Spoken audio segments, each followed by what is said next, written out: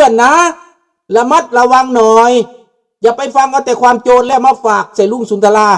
บางคนเอาความโจรมาฝากคาบความโจรความเปื้อนมาฝากลุงก็บอกว่าขอบใจ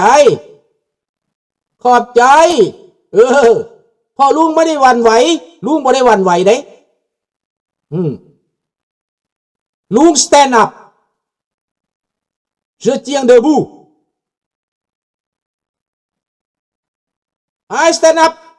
fight for my people Lao people fight back for our patriot our country save our people for democracy and freedom เห็นบ่ล่ะ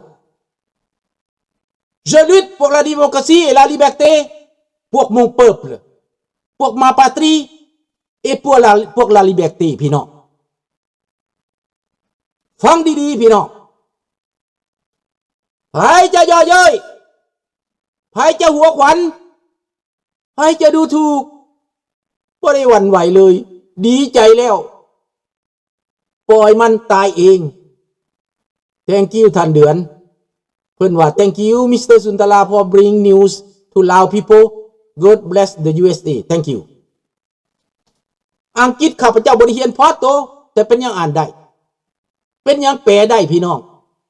ไม่รู้อะไรมาบอกให้ลุงแปลได้อ่านได้ How US size 15 บิลเลียนพุ่นน่ะ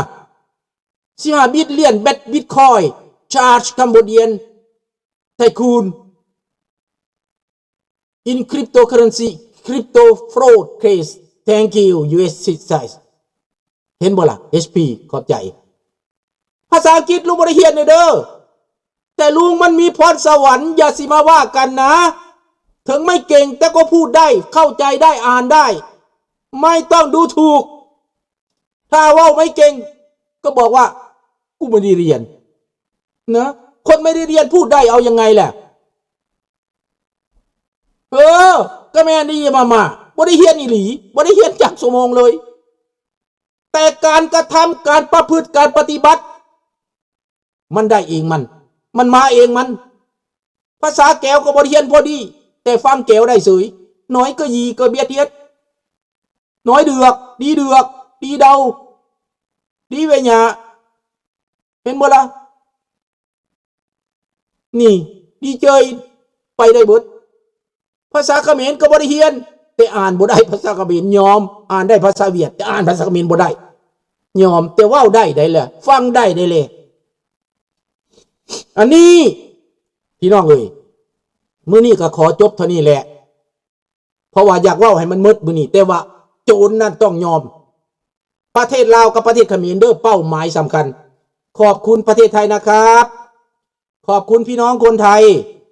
ขอบคุณเจ้าหน้าที่ไทยที่ให้ความร่วมมือที่ให้ความอุปการะลูกหลานที่กำลังไปทำงานอยู่ที่ประเทศไทยนะขอฝากทุกท่านพนักงานทุกท่านลุงสุนทราจับตาดูสบายดีท่านนวลธา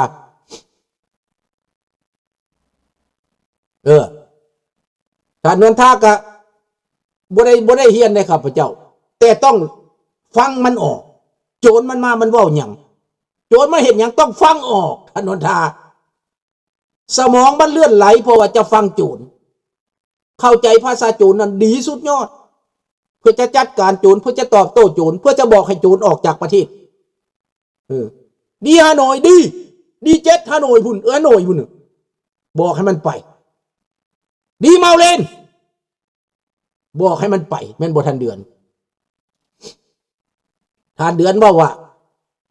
all of US citizens love democracy and freedom we love United States and we love American people God bless USA and God bless America people thank you for reading my comment thank you ลุงสุนทราอ่านถูกอยู่บ่อ่านบ่ถูกก็บ่เป็นหยังมันบ่ได้เฮ็ดความผิดหลายเด้ผมบ่ได้เรียนเด้คนบ่ได้เรียนเด้คนบ่ได้ไปโรงเรียนเด้เฮ็ดจังได๋สิอ่านบ่ถูกแต่เข้าใจหมดเนี่ยเป็นจังได๋วะ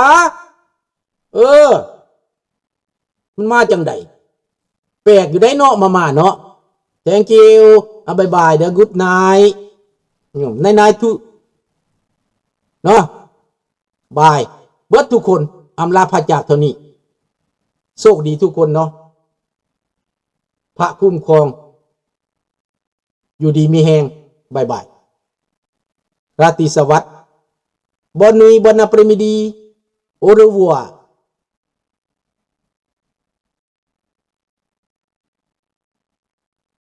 ท่านนวลว่าได้ยินเกี่ยวลมกันยังสั่ง